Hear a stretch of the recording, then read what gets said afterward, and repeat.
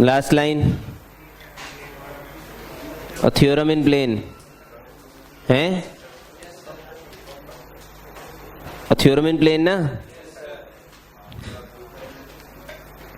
लिखिए question number 20। Arc ARC arc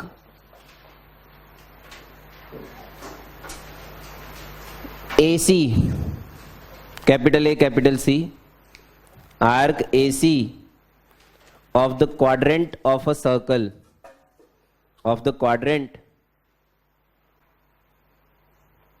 of a circle centered at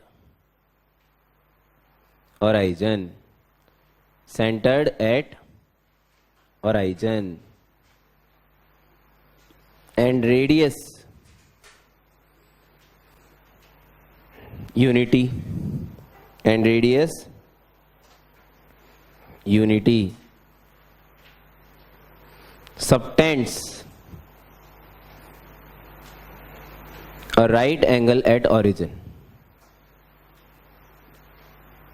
वैसे ये चीज़ नहीं दी जानी चाहिए थी, लेकिन फिर भी जो गरीब किस्म के, गरीब तबके के लोग हैं उनके लिए दे दिया गया अलग से। Subtends right angle at origin बोला है कि सेंटर बोला है? ओरिजिन, ठीक है, एक ही बात है। वैसे ये चीज़ दी इसलिए नहीं जानी चाहिए थी क्योंकि पहले बोल दिया गया क्वाड्रेंट है, तो वो 1/4 हिस्सा जो है वो तो ऑब्वियसली 90 सबटेंड करेगा, बट जिनको क्वाड्रेंट समझ में नहीं आया उसके लिए और स्पेसिफिकली नीचे लिख दिया गया कि वो 90 सबटेंड कर रहे हैं। ठीक है, point Bombay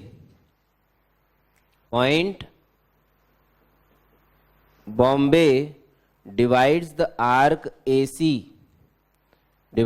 arc AC in the ratio 1:2, in the ratio 1:2, express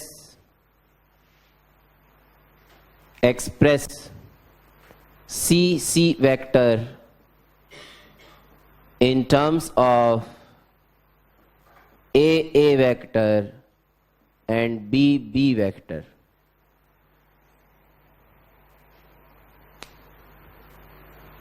चलो लोगों ने तो हगा, बहुत बढ़िया। A vector, A capital A vector क्या होता है बे गधेड़ी?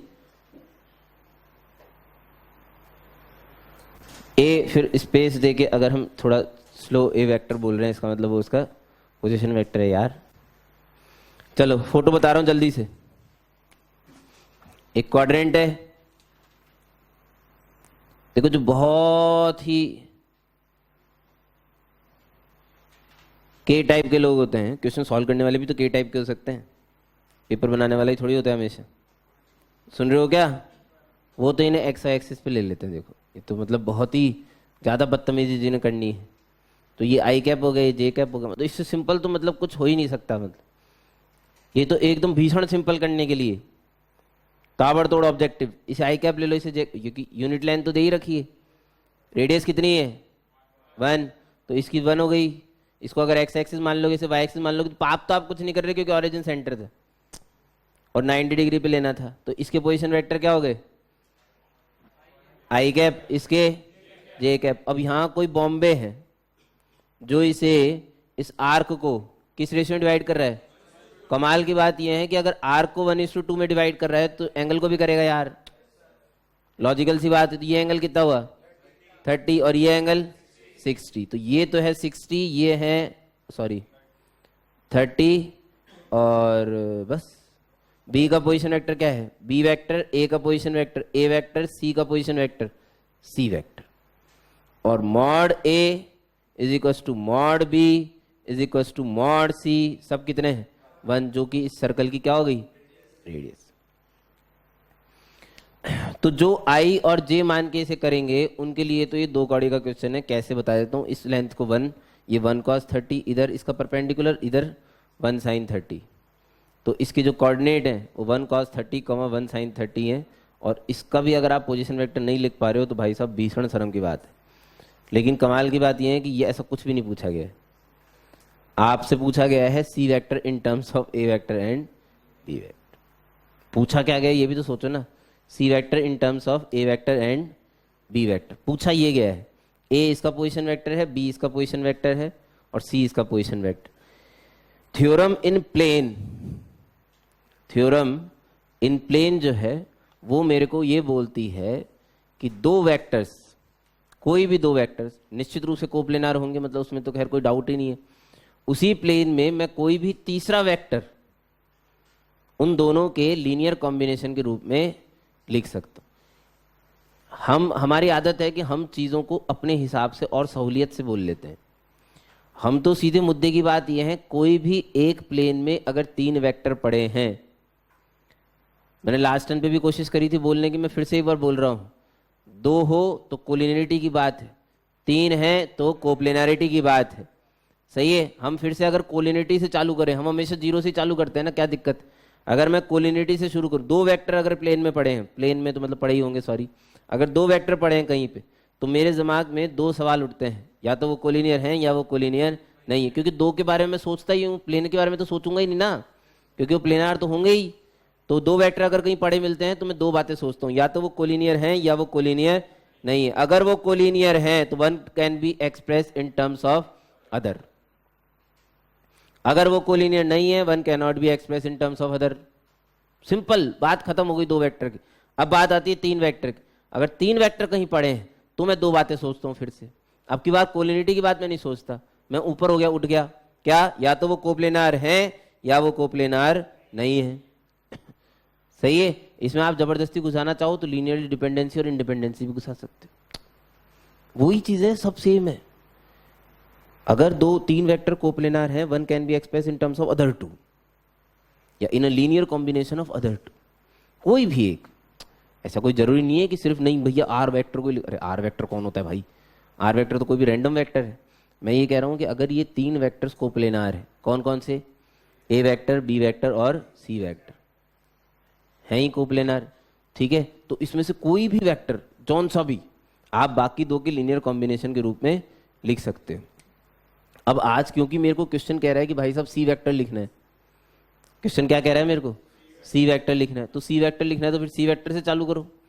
तो C vector can be written as X A vector plus Y B vector. मैंने कहीं पे इसे एक्स एक्सिस उसे वाई एक्सिस नहीं माना है, हम तो रैंडमली कर रहे हैं भाई। C vector can be written as X A vector plus Y B vector. कितने अननोन आपने इंट्रोड्यूस किए इसमें, दो, कौन कौन से, एक्स और वाई। तो दो कंडीशन आपको चाहिए, सही है। इस तरह की कंडीशन बनाने के बाद you are free to do dot product with any one, A vector, B vector, C vector. In fact तीन कंडीशन बना सकता हूं मैं चाहूं तो, अगर चाहूं तो मैं ए से भी मल्टीप्लाई कर सकता हूं दोनों तरफ, बी से भी कर सकता हूं और सी से भी, मल्टीप्लाई नहीं सॉरी डॉट प्रोडक्ट, तो मल्टीप्लाई थोड़ा गंदा साउंड करता है वेक्टर में, है ना। तो मैं सबसे पहले चाहूंगा कि मैं ए वेक्टर के साथ डॉट प्रोडक्ट करूं दोनों साइड।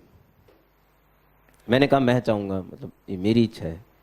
मैं क्यों चाहूंगा ये भी बता देता हूँ, क्योंकि एक्चुअली क्या ए और सी जो म्यूचुअली परपेंडिकुलर है, तो डॉट प्रोडक्ट जीरो क्रिएट करेंगे, डॉट प्रोडक्ट जीरो क्रिएट करेंगे, इसलिए मैंने डॉट विथ ए वेक्टर कर दिया दोनों साइड, लेफ्ट साइड जीरो, बहुत बढ़िया।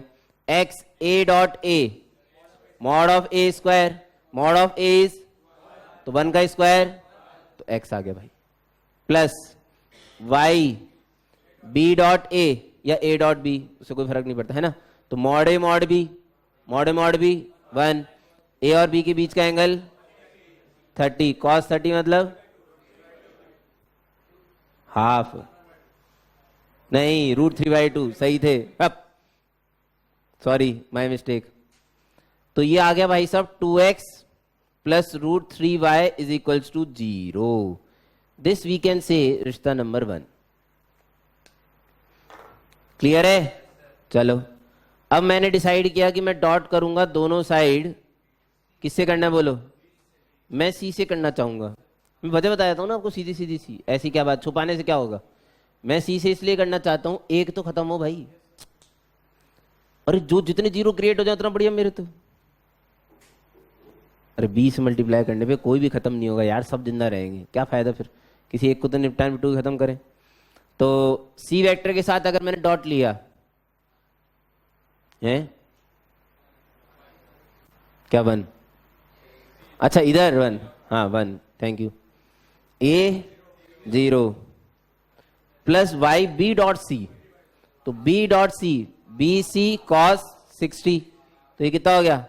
हाफ। तो वाई की वैल्यू आ गई क्या यहाँ से? 2। इस वाई की वैल्यू 2 को उठा के इधर रख देते हैं, तो x आ गया भाई साहब -√3 लग रहा है मुझे तो, है ना? x बराबर आ गया माइनस, यार x आ गया y आ गया, अब तो राजा हो गए भाई साहब, उठा के यहाँ रख दो। This is my answer, -√3 a vector plus 2b vector. This is answer.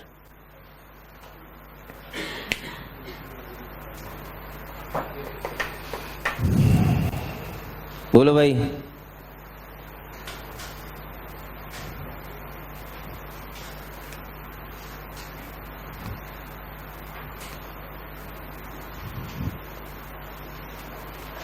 All eater कुछ तूफानी टाइप्स करते हैं भाई, अगर किसी को मजा ना आया हो इसमें तो।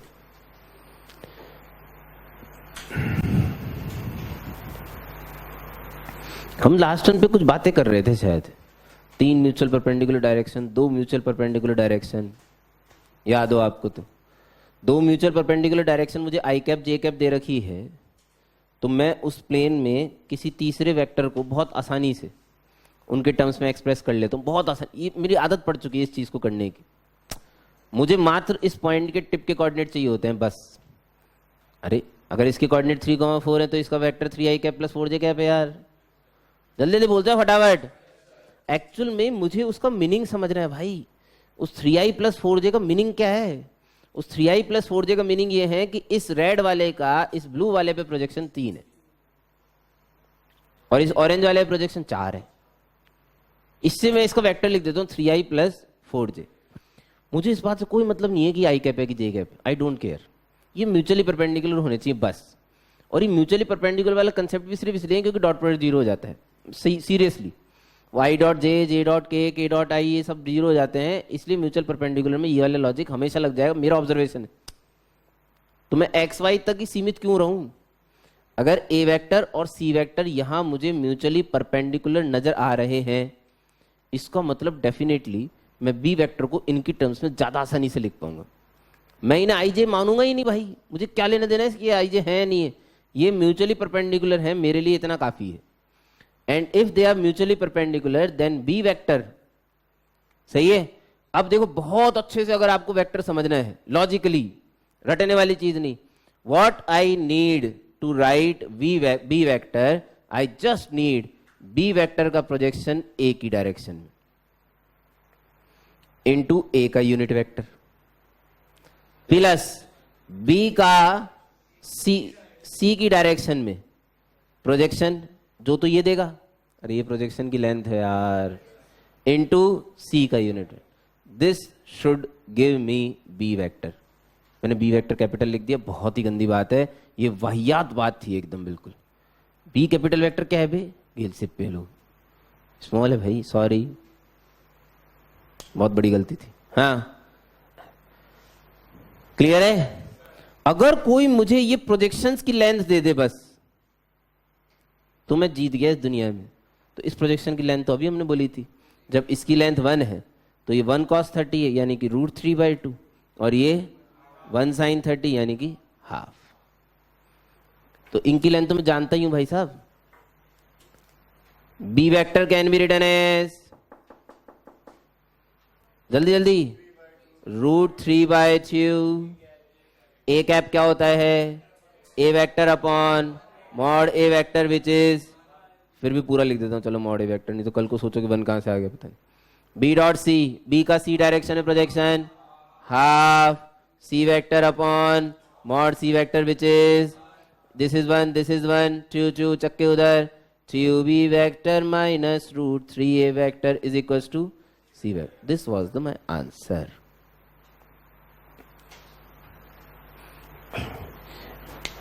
यही मेरा आंसर था, कोई ट्रिक नहीं है। हो सकता है एआई ट्रिपल पढ़ाने वाले लोग इसे ट्रिक ट्रिक ट्रिक ट्रिक बोल के ऐसे पागल कर दें लोग, ऐसे ही बोल के पागल करते हैं लोग। और देखो ट्रिक बनाई है, कद्दू ट्रिक ऑब्जर्वेशन है। मैं कोई किसी भी दो परपेंडिकुलर डायरेक्शन में अपने वेक्टर को लिख सकता हूँ। जब मैं एक्स वाई में लिख सकता हूँ तो मैं किसी में भी लिख सकता हूँ भाई।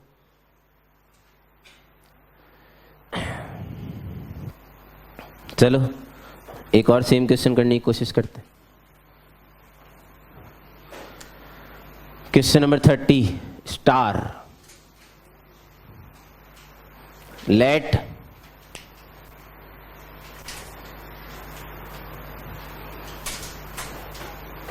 एक क्वेश्चन में जब लेट लिखा होता है ना, मुझे ना पता है बहुत तरस आता है क्वेश्चन बनाने वाले को, कि साला क्वेश्चन बनाने वाले को भी नहीं पता इसलिए उसे भी मानना पड़ रहा है, गिवन ही लिख देता। वो जब लेट लिखता है मुझे बहुत तरस आता है वास्तव में। लेटें तो हम ना, हम लेटेंगे सामान क्वेश्चन सॉल्व करने के लिए, वो भी लेट के ही करता देता क्वेश्चन। बहुत तरस आता है भाई कि उसके पास भी सामान की इतनी कमी है उसको भी लेटना पड़ता है। लेटने का मीनिंग तो पता है ना आपको, मानना।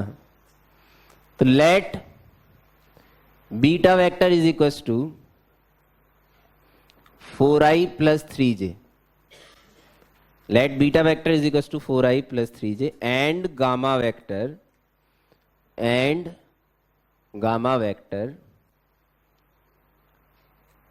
b be, अच्छा r लिख लो यार, b पसंद नहीं हो तो। let beta vector and gamma vector b be। ओ भाई साहब ये b मधुमक्खी वाला नहीं, सिंगल ई। मधुमक्खी होती ना बी, भाई तुक्का था भाई साहब बहुत हाँ हनी बी तो पता है मेरे को।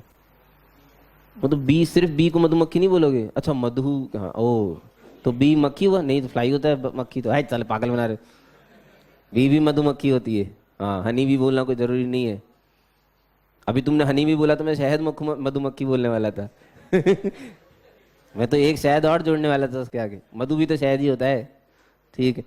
Late beta vector and gamma vector be two mutually perpendicular vectors, be two mutually perpendicular vectors in x y plane, be two mutually perpendicular vectors in x y plane. Find all vectors in xy plane, find all vectors in xy plane having projection या having projections 1 and 2, having projections 1 and 2 along beta vector and gamma vector respectively, beta vector and gamma vector respectively.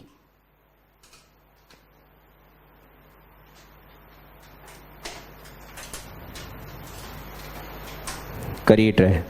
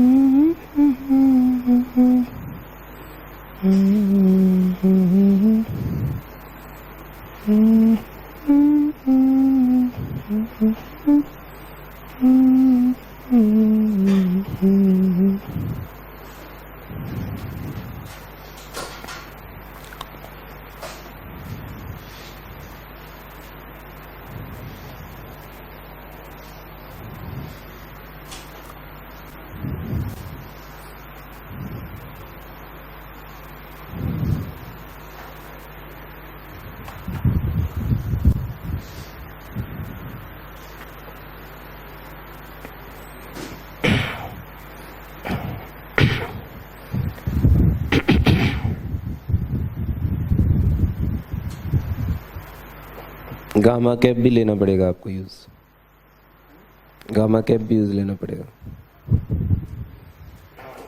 तो gamma vector तो निकालो पहले।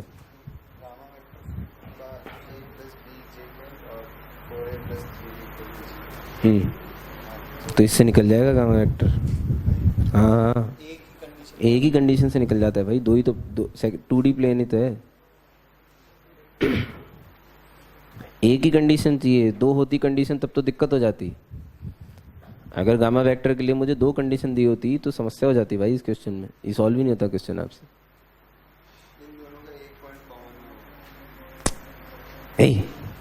Vector में तो हमेशा ही point common होता है, ये पे हो।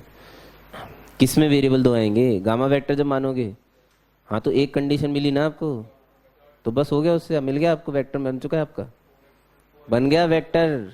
मानो भी तो सही बात को, यहाँ से एक्स वाई की टर्म में निकाल के ठोको तो सही, उसमें तुम परेशान क्यों रहते हो, दुखी तो जल्दी जाते तुम लोग, रखो तो पहले उसमें, तुम्हारा वेक्टर तो बन चुका है। तुम्हें तो यूनिट वेक्टर चाहिए गामा के अलॉन्ग, तुम्हें कौन सा एक्चुअल वेक्टर चाहिए? Gamma.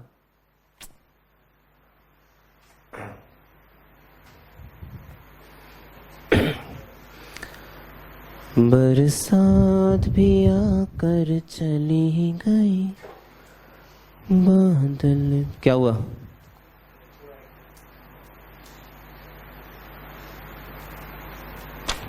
Final answer is not correct, but the सोच वॉज वेरी राइट। हग थोड़ा मचक के दिया आपने। नहीं यार, हगा भी नहीं है तो फिर आपसे प्लस माइनस नहीं आती फिर आपको, इसका मतलब एल से पे हो आप। मेरे को पता क्यों का होता है, गिले 3 दूनी 6, 6 और 4 10, 10/5 2 होना चाहिए, 2 तो कहीं आंसर में ही नहीं तेरे।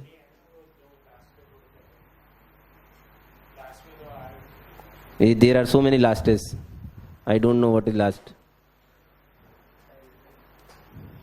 अच्छा ये आंसर 2i, अच्छा वो दूसरा आंसर है। हाँ तो ये तो अब ये नया नया डेवलपमेंट आया ना ये कि दूसरा।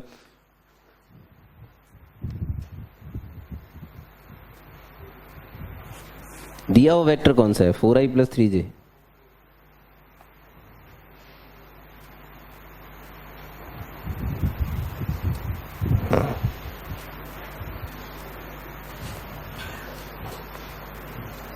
परफेक्ट।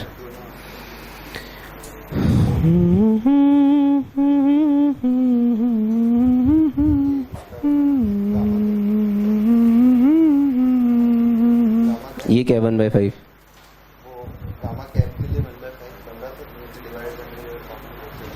हाँ सही है।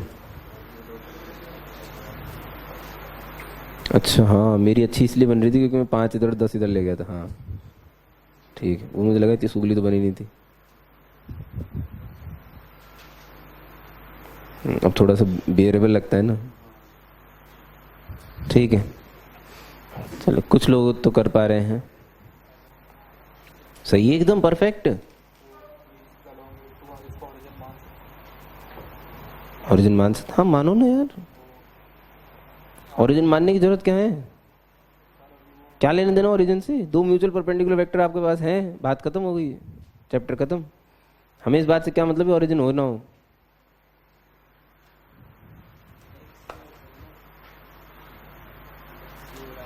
क्या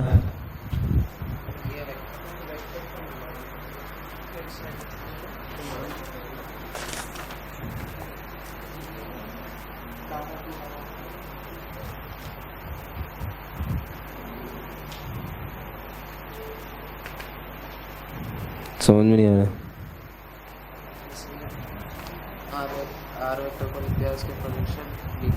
अच्छा हाँ सही है ना, कैलकुलेशन मिस्टेक, कैलकुलेशन आ गया कहीं। अच्छा आंसर आएगा। अच्छा ये कुछ कॉमन नहीं, कुछ कॉमन भी नहीं आ रहा तुम्हारे ना, कैलकुलेशन मिस्टेक। आ जाओ भाई।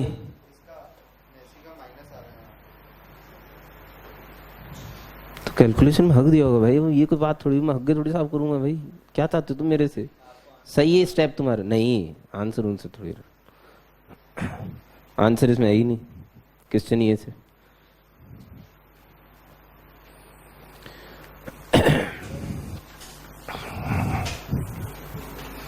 कितने लोगों के आ गए भैया आंसर? जो भी जैसा भी। हाँ आयुष जी बोलो, आंसर बोलो रे गुलाब चंद। हाँ सही हो गया तुम्हारा आंसर रूट। हाँ हाँ 2i प्लस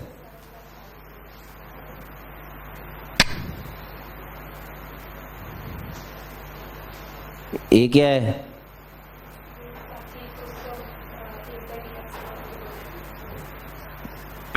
लो जनता आ जाओ।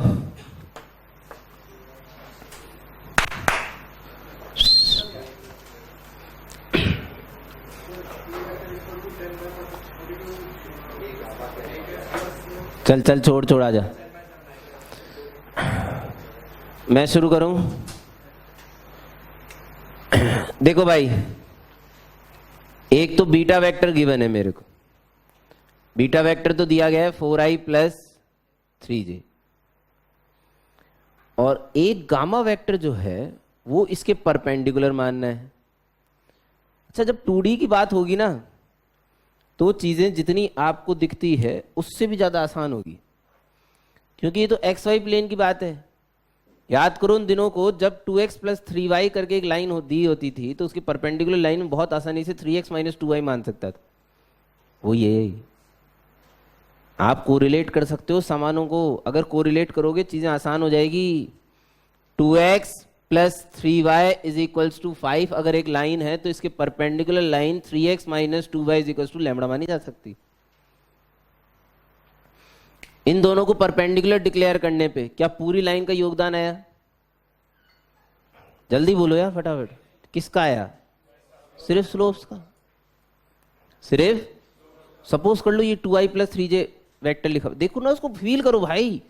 जिसका xi प्लस yj के साथ डॉट हुआ होगा तो बना होगा, और बनते भी हैं ऐसे। हम जब बहुत बड़े हो जाएंगे तो हो सकता है शायद क्वेश्चन ऐसे कर पाए।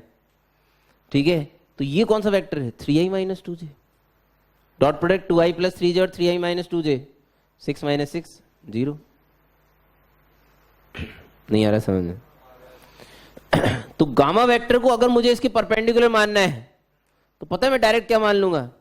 3i cap minus 4j cap. लेकिन ये तो चीटिंग है, इसलिए लैम्बडा से मल्टीप्लाई कर दी। Y cheating? अरे यार आप इसका मैग्नीट्यूड थोड़ी 5 मान सकते हो। नहीं समझ में आया? आप इसका मैग्नीट्यूड थोड़ी 5 मान सकते हो भाई। इसके परपेंडिकुलर है, इसका डॉट प्रोडक्ट 0 आना चाहिए, वो सही है। तो डॉट प्रोडक्ट 0 आना तो बहुत आसान था। 4 3 12, 3 4 12, बीच में माइनस लगा दो। इनको अल्टा पल्टी करके इनका साइन बीच में बदल दिया, बन गया। किसी को समझ में आ रहा है नहीं आ रहा? मुझे एक ऐसा वेक्टर बनाना है, जो मुझे वेक्टर बनाना है उसका नाम तो दिया नहीं होगा शायद, तो कुछ ही मान लो फिर। तो मुझे एक ऐसा वेक्टर बनाना है जिसका बीटा वेक्टर के अलोंग तो प्रोजेक्शन 1 दिया गया है और गामा वेक्टर के अलोंग प्रोजेक्शन 2 दिया गया है। कुछ चमक रहा है क्या? तो इसको मान लेते हैं, इस वेक्टर को सी मान लें बीटा गामा के साथ, तो है ना? तो अल्फा मानना चाहिए। तो कुछ तो इज्जत रखें बीटा गामा की। हमें भी ग्रीक अल्फाबेट आते हैं, ये बताएं तो सही कम से कम। Alpha vector. हाउ अ गरीब आदमी should do this problem? He will let alpha vector is equal to xi plus yj। मतलब इससे नीचे तो कोई क्या ही गिरेगा। दो टूरी प्लेन में मानना है तो xi प्लस yj तो माने। How many unknowns we have introduce? 2 unknowns. So we need 2 conditions. Simple simple सी बात चल रही है, मुश्किल है क्या? मर गए? इस अल्फा वेक्टर का बीटा डायरेक्शन प्रोजेक्शन कितना गिवन है? फिर नहीं बोल रहे हो तो given in NCERT fashion alpha vector dot beta की डायरेक्शन प्रोजेक्शन की value alpha vector dot beta cap is equal to कितना? 1। अल्फा वेक्टर तो ये है ही xi प्लस yj और बीटा कैप इसकी डायरेक्शन में unit vector 4/5 i plus 3/5 j is equal to 1। तो 4x plus 3y is equal to 5। रिश्ता नंबर 1। कोई समस्या? एंड ऑल्सो एक चीज और गिवन है, अल्फा वेक्टर का गामा की directional projection formula, alpha vector dot किसके साथ लेना है? गामा के unit vector, gamma cap is equal to 2। ये जो गामा का कैप है ना, इसलिए लैम्बडा की टेंशन नहीं थी मेरे को। मैं लैम्बडा निकालने के लिए परेशान ही नहीं था, क्योंकि मुझे तो उसकी डायरेक्शन में यूनिट वेक्टर चाहिए। समझ आ रहा है? तो उसकी डायरेक्शन में यूनिट वेक्टर बताया कोई? xi plus Y J dot क्या लिखना है? 3/5 I cap minus 4/5 J cap is equal to. मैं तो मर गया सनम भाई साहब, बिल्कुल निपट गए भाई, खत्म हो गए एकदम। ये कैसे लिख दिया तुमने? लैम्बडा कहाँ गया? किसी भी तरह कोई भी परेशानी?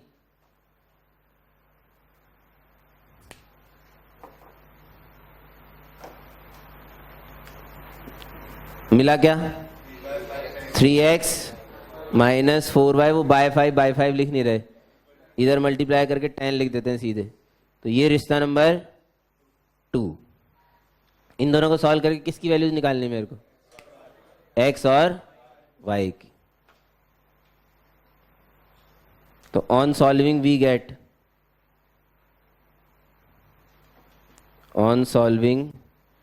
गेट कोई विश्वसनीय आदमी अगर x और y बता दे तो हम बहुत खुश हो जाएंगे।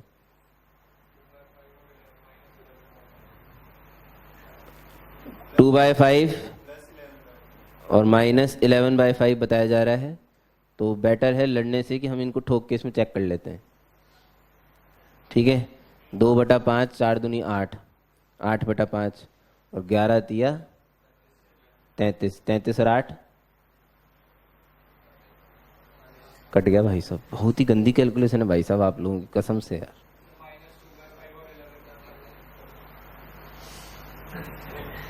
What is this? मतलब डमसराज क्या बोलते हैं उसे? डमसराज जॉन सा भी राज, वो गेम थोड़ी खेल रहे हैं कोई। हट यार। और देखो अब तक कोई सॉल्व करके सब इधर उधर देख रहे हैं, सब इधर देख रहे हैं। नहीं हम कोशिश नहीं करेंगे भाई। मत करो, मैं ही कर लेता हूँ यार तुम लोगों से। तो बरा अब चुप। तिया तो 15 और चौका, वाई चौका, ये चौका और ये तिक्का, तो ये 20 और ये तिक्का 30, 50/25, 2 आ रही वैल्यू। पता नहीं कहाँ से तुम गेल सिपों की तरह करते हो। x की वैल्यू आई 2, कैलकुलेशन है क्या है पता ही नहीं। y की वैल्यू आई -1। तो वेक्टर आ गया alpha vector is equal to 2i cap minus J cap. बाकी लोग अपनी कैलकुलेशन चेक करो फिर से। गधे टाइप मैं कुछ सुन ही नहीं रहा ना। अभी मेरा हो गया खत्म, मेरा हुआ खत्म। मैंने बोल दिया खत्म हो गया, बोल दिया क्या? अब प्रॉब्लम ये है कि हम तो कर आए, इतनी मेहनत करके तो हम करके आए। ठीक है, मान लो सीबीएसई में पूछ ले 4 नंबर का, तो इतना सॉल्व करने के बाद ऐसी फील तो आती है अंदर से कि 4 नंबर जितना तो कर ही लिया भाई साहब हमने, हैं? और उसने क्रॉस मार के 1 नंबर दे दिया। क्रॉस मार के 1 नंबर, ये कौन सा तरीका है भाई साहब? 1 नंबर दिया, इसका मतलब ये तो डन है कि हमने हगा तो नहीं है भाई, हैं? हगा तो नहीं है, लेकिन 1 नंबर मिलने का मतलब क्या है? शायद कंप्लीट नहीं हुआ यार, शायद कंप्लीट नहीं हुआ, कुछ और भी कमी रह गई है। क्या? इस बीटा वेक्टर जो है ना, बीटा वेक्टर, इसके परपेंडिकुलर इस दुनिया में कितने वेक्टर हो सकते थे? जल्दी बोलो। अरे मजा ही नहीं आता तुम लोगों के साथ। कितने? वैसे तो इनफाइनाइट हो सकते थे, गधे हो तुम साला। लेकिन इस प्लेन में 2 ही होंगे, एक ऊपर और एक नीचे। तो 2 वेक्टर लेने चाहिए थे। अब जो थोड़े से भी पढ़े लिखे लोग हैं ना इस समय जो बैठे हैं, वो फिर पागलपंती करते हैं। यार तू गेले है यार, लैम्बडा ने नहीं ले लिया वो। अरे लैम्बडा प्लस होगा, ऊपर वाला मिल रहा होगा, शायद माइनस होगा, शायद नीचे वाला मिल जाएगा। कुछ सुनना ही नहीं चाह रहा, समझना ही नहीं। गलत बोल रहा हूं क्या? लैम्बडा इस चीज की टेक केयर कर रहा है क्या? कि ऊपर वाला और नीचे वाला दोनों लिए हैं? पक्का? मास्टर एक बात कह रहा है, जिसको समझ में आए सिर्फ वो हाथ खड़ा करे, अपनी प्रॉब्लम ना लाए कोई भी। इसका एक सॉल्यूशन 4x + 3y = 5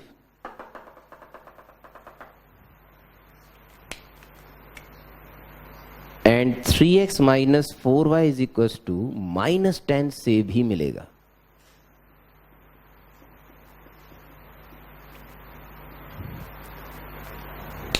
इसमें माइनस का लोचा मैंने समझा दिया आपको क्यों आएगा, ऊपर वाला और नीचे वाला। ठीक है, अब आप मुझे ये समझाओगे कि ये दूसरा रिश्ता मैं कैसे लेके आया हूं। ये सिर्फ उन्हीं हाथों से एक्सेप्ट करी जाएगी चीजें जो ये सोच रहे हैं कि सर गामा वेक्टर में जो ऊपर वाली और नीचे वाली सिचुएशन है वो तो लैम्बडा ऑलरेडी टेक केयर कर रहा है। अच्छा पहले तो ये बताओ कि ये कितने लोगों का मानना है कि lambda will take care of both the position of gamma vector, ऊपर वाली और नीचे वाली?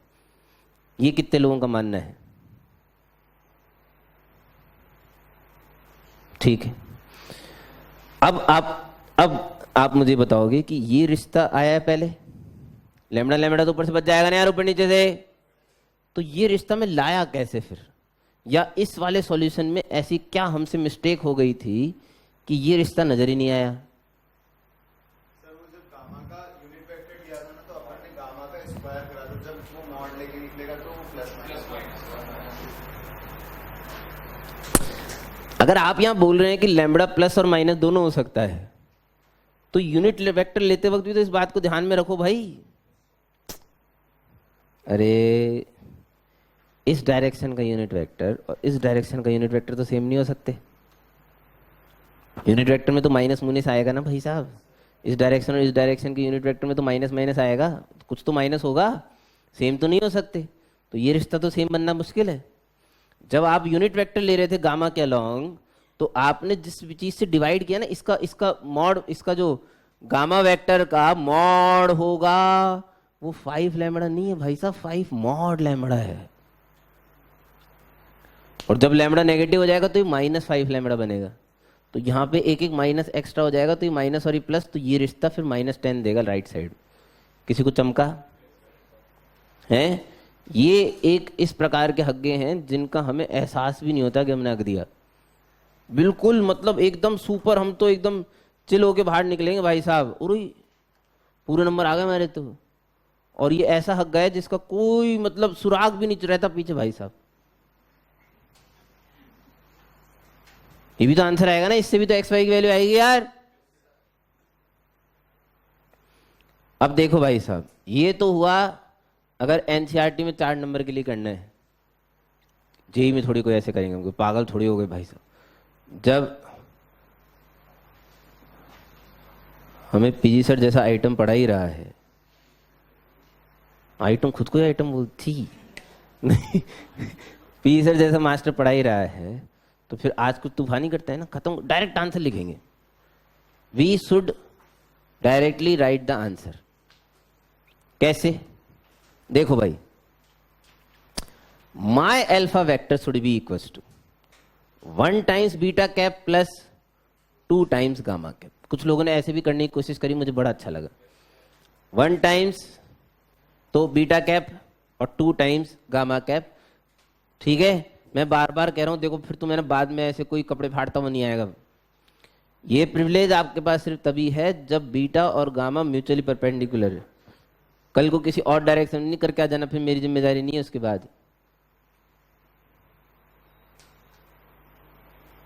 कि सर और किसी डायरेक्शन में होगा तो कैसे, ऐसे करेंगे ना, फिर पूरा पूरा करेंगे भाई। ठीक है, लो बीटा कैप तो पता है मेरे को, अरे पता है ना भाई, 4/5 आई कैप प्लस 3/5 जे कैप। 2 गामा कैप पता है क्या? हाँ कुछ क्या 3i कैप/5 माइनस 4/5 जे कैप, इसमें यहां पे प्लस माइनस लगा दो, बस खत्म। वो गामा कैप ऊपर वाला भी आ जाएगा और गामा कैप नीचे वाला भी आ जाएगा। You will get the answer, finish. आपके दोनों आंसर आ जाएंगे। इससे यहां से आप एक्स वाई करके दूसरी वैल्यू निकालोगे ना, जो एक दूसरी वैल्यू और आएगी भाई एक्स वाई की। मैं मान ही नहीं रहा ना सर, आप लोगों से मैं देख लिया ना पहले इस वाले केस में कैसे आंसर निकाले थे, 2/5 11/5। हाँ तो मैं पागल हूं ना फिर, ये तो 2 और -n लिख के बैठा हूं, मैं पागल ही हूं फिर, है ना। गेल से पे तुम दो इक्वेशन सॉल्व नहीं हो रही इस उम्र में, सोचो तुम लोगों से, और फिर भी उम्मीद है तुम्हें।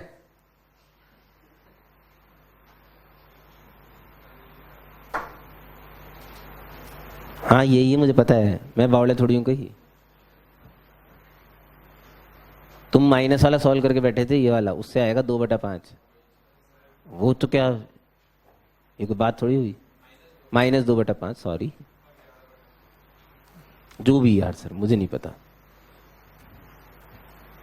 नेक्स्ट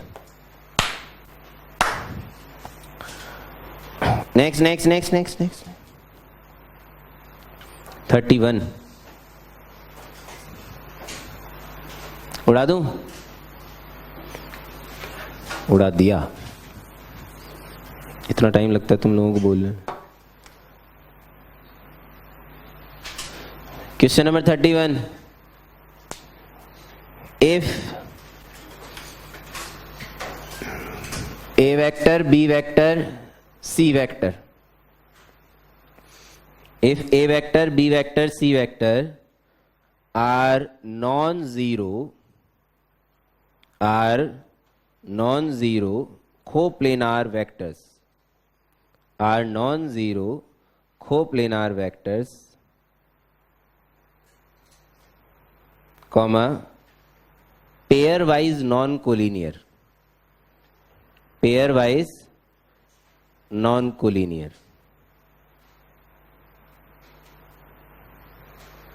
इनमें से कोई भी दो कोलिनियर लिए लेकिन तीनों हैं एक ही प्लेन में, शो दैट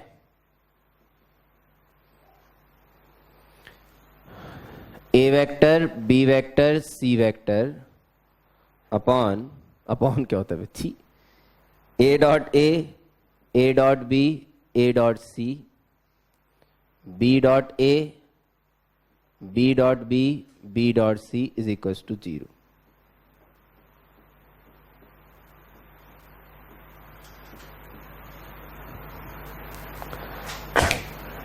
बेसिकली पहली लाइन में ए बी सी तीनों वेक्टर लिखे हुए हैं, दूसरी लाइन में उनका ए के साथ डॉट प्रोडक्ट कर दिया गया, तीसरी लाइन में इनका बी के साथ डॉट प्रोडक्ट कर दिया।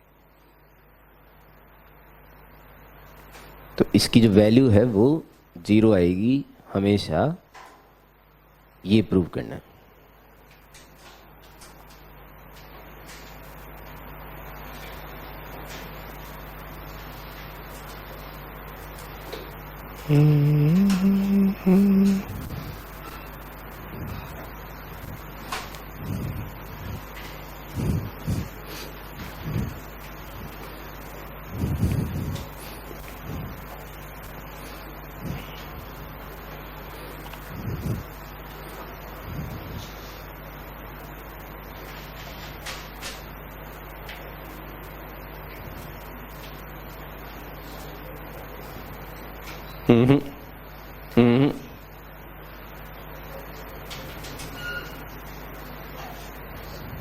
क्या? हाँ एक्स वाई प्लेन मान रही हो ना तुम, हाँ मर जाओगी लेकिन ऐसे तुम, ये जो तुम कर रही हो इसे हिंदी में आत्मसमर्पण कहते हैं और इंग्लिश में सरेंडर।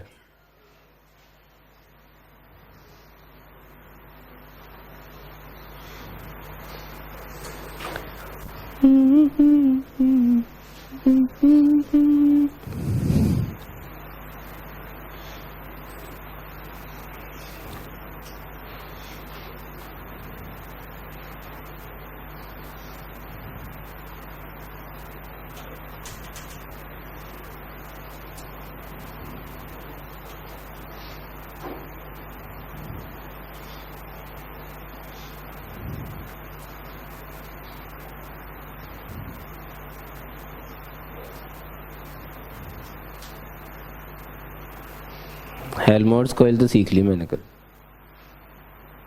हेल्महोल्ट्ज कॉइल पता ही नहीं भाई साहब, सुना ही नहीं किसी ने यहाँ पे। तो यहाँ किसी ने नहीं सुना। मुझे बिल्कुल साफ ऐसा लग रहा है कि हेल्महोल्ट्ज कॉइल के बारे में किसी ने,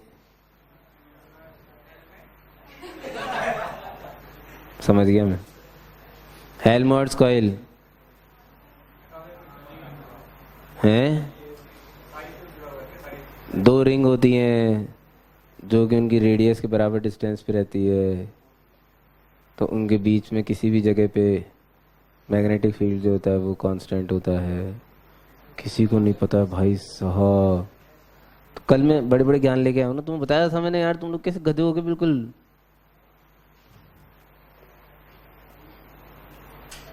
बट मैं खुश था, जितने भी एक्सपेरिमेंट कराए गए उनमें से एक एक्सपेरिमेंट का रिजल्ट मुझे पहले से पता था।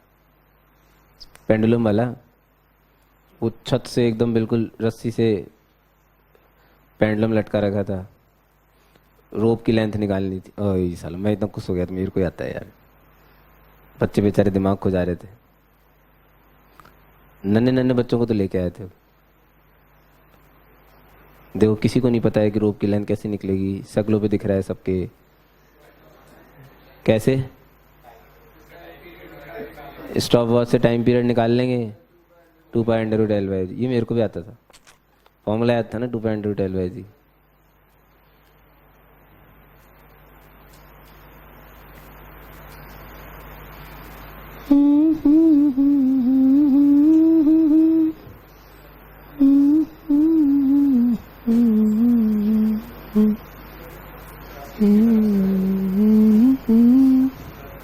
दिल्ली वालों की तरफ से, दिल्ली वालों की तरफ से। हाँ मतलब रिप्रेजेंट क्या बेसिकली। मैं तो मिलने गया था। अपॉइंटमेंट कैसे? दिल्ली वालों की तरफ से क्या था ना, अपॉइंटमेंट ही अपॉइंटमेंट था उनके उस पे आश्रम में, वर्कशॉप पे। डेविड ऐसी वर्मा आएगा ना, अभी दिन में आएगा। कैसे आ गया? हाँ हाँ वैसे ही बनाऊंगा तो यूट्यूब पे थोड़े लाइक भी बढ़ जाएंगे। नहीं यार, वो ऐसी वर्मा जी थोड़ी है, पागल है क्या? गेल सिप पे चूमू है क्या? उसको पूरा नहीं देखा तूने वीडियो को यार? एंड तक तो मैंने देखा ही नहीं। मेरे को बीच में 10 मतलब 8-10 लाइनों के बाद ही समझ में आ गया तो मस्ती चल रही है। पहले मेरे को नहीं पता था कि मतलब, मुझे लगा वास्तव में गए होंगे। लेकिन फिर वो नीचे देखा डेविड आर्टिस्ट, मैंने बोला सबसे मिले ऐसा ले तो पागल बना रहे। इनको मिलाया किसने होगा उनसे। लेकिन था अच्छा वो, मतलब डेविड एस वर्मा वाला जो था बढ़िया। मतलब नौकर को भी पिला रखा था मतलब उसे। टू गुड था भाई। हाँ नहीं, वो बहुत अच्छा था, वो पेंडुलम वाला डोरबेल, दैट वाज अमेजिंग। हाँ फ्रिक्शनलेस सरफेस। हाँ भैया क्या हुआ? हो गया? कैसे?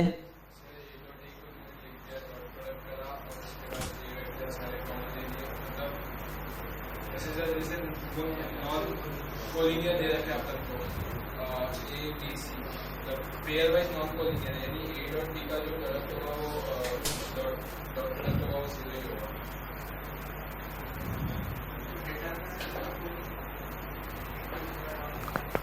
कंट्रोल करो।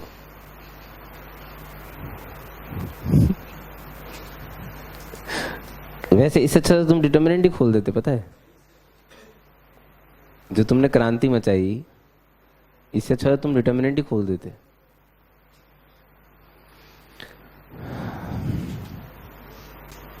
कोई ऐसे इच्छा ही नहीं होती किसी की करने की, कोई फाइट ही नहीं मारता। लो सुनो, आ जाओ बस हो गया, बहुत टाइम हो गया। जनता, let C vector is equal to X A vector plus Y B vector. वो दिए हुए ना भाई साहब कोलिनियर, सॉरी कोप्लेनार। तो one can be express in terms of other two. एक को बाकी दोनों की टर्म में लिखा जा सकता है, किसी को भी लिख लो। नॉर्मली प्रैक्टिस सी की रहती है क्योंकि सी लास्ट है, तो एक्स ए प्लस वाई भी लिख के यहाँ ठोक दिया। अभी डिटर्मिनेंट देखना ध्यान से क्या बनी, ए वेक्टर तो ए वेक्टर ही है, ए डॉट ए भी ए डॉट ए ही है, बी डॉट ए भी है, ये थोड़ी चेंज होंगे भाई। कौन सा कॉलम चेंज होगा? Last column. इसको ध्यान से देखते हैं। अब ये क्या बना, X A vector plus Y B vector, X A dot A plus Y A dot B. देख लो अच्छे से, फिर यार बाद में बोलोगे X A dot B plus Y B dot B. ये लेफ्ट हैंड साइड है, हैं? देख लो ध्यान से, C3 goes to C3 minus X time C1 minus Y time C2, पूरा C3 जीरो बनने वाला है। इसका x टाइम्स इसका y टाइम्स अगर इनमें सब्ट्रैक्ट कर दिया जाएगा तो ये 0 0 0 हैंस 0। होप हो।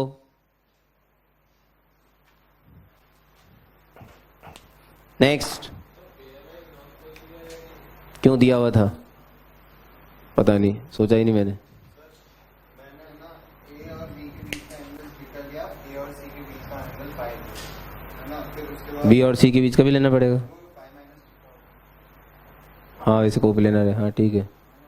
फिर इसको ए वेक्टर मतलब सेकंड रो में से ए वेक्टर कॉमन ले लिया और मतलब फिर हाँ हाँ ए वेक्टर नहीं, ए कॉमन ले लिया। ए कॉमन ले लिया हाँ थर्ड से बी ले लिया। और फिर वो पूरा सॉल्व करा तो मेरा जो कंडीशन बन गई उसके अंदर या तो cos थीटा बन लो या फिर cos फाई बन, ऐसा कटा क्यों नहीं है? नहीं करता। कटा क्यों नहीं ये पूछ रहे तुम मेरे से? Not interested. हाँ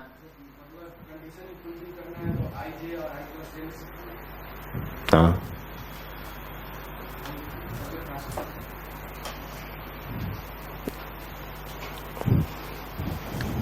32 अरे वाह। अगर सर सॉल्व नहीं हो रहा तो उसकी उन्होंने जो लिया है ना वो मेरे इससे सेटिस्फाई कर जाता, तो अगर 80 में 0 नहीं होता तो गड़बड़ होता।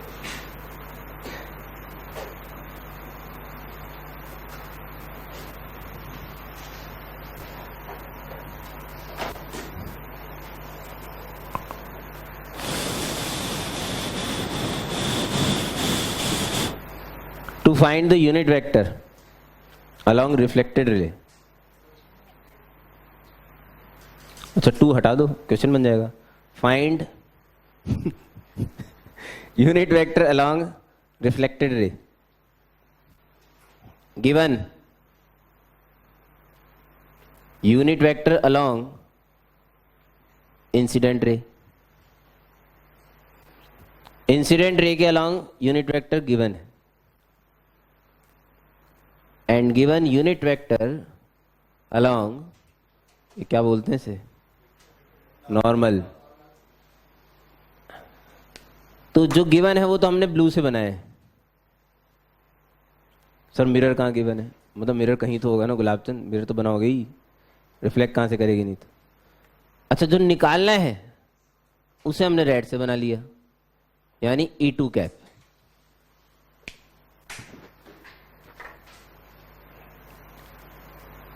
Nice question actually. E2 cap को E1 कैप और N कैप के टर्म्स में लिखना है। इतनी चीजें गिवन है बस, और कुछ गिवन नहीं है। अच्छा लेकिन कुछ तो हम भी जानते हैं, नहीं जानते कि बिल्कुल भी इंसिडेंट और रिफ्लेक्टेड रे के बारे में? ये वाला एंगल और ये वाला एंगल बराबर हो, तो अगर हमने इसे थीटा मान लिया तो ये भी थीटा है, तो ये थीटा लेटा गया है, यानी कि ये थीटा आंसर में नहीं होना चाहिए यार। मतलब यही थीटा अगर आंसर में आ गया तो फिर तो क्या ही बचा फिर। तो this theta should not be in answer. Clear है? चलो साहब। अच्छा क्या E2 कैप को x times E1 cap plus y times n cap लिखा जा सकता है? क्यों लिखा जा सकता है? क्योंकि ये एक ही प्लेन में आएंगे भैया। इंसिडेंट रे, नॉर्मल और रिफ्लेक्टेड रे जो होगी वो एक ही प्लेन में आएगी। क्लियर है? तो इसे ऐसे लिख सकते हैं। कितने अननोन इंट्रोड्यूस किए? 2 कंडीशन चाहिए। कितने वेक्टर हैं आपके पास जिनके साथ आप डॉट प्रोडक्ट कर सकते हो? 3, एक E1, एक E2 और एक एन कैप। तो मैंने E1 और एन कैप के साथ डॉट प्रोडक्ट करने का डिसाइड किया। क्यों सर E2 के साथ क्यों नहीं? अब वो निकालना है, मतलब उसको तो उसको क्यों बेचारे को मार्केट में लाए? तो E1 और एन कैप के साथ ले लेते हैं। तो E1 के साथ डॉट प्रोडक्ट लेने पे dot with E1 cap, left side E1 dot E2, E1 dot E2, E1 और E2 के मॉडुलस 1 1 यूनिट वेक्टर है भाई। अच्छा, इनटू कॉस ऑफ E1 और E2 के बीच का एंगल। ऐसे E1 आगे जाएगा और ये पाई माइनस 2 थीटा, ना कि 2 थीटा। 2 थीटा नहीं है भाई साहब इनके बीच का एंगल। अब कहीं तो मिस्टेक भी होगी ना, ऐसे हगेंगे नहीं तो कैसे काम चलेगा फिर? कितना आया? Minus cos 2 theta is equal to E1 के साथ डॉट जल्दी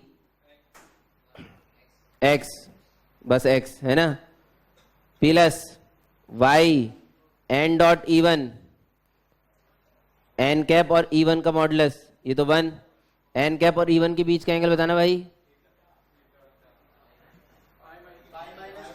पाई माइनस थीटा लग रहा है मेरे को तो cos of pi minus theta. पहला रिश्ता बोलो भाई साहब, x minus Y cos theta बराबर माइनस कॉस 2 थीटा, रिश्ता नंबर 1।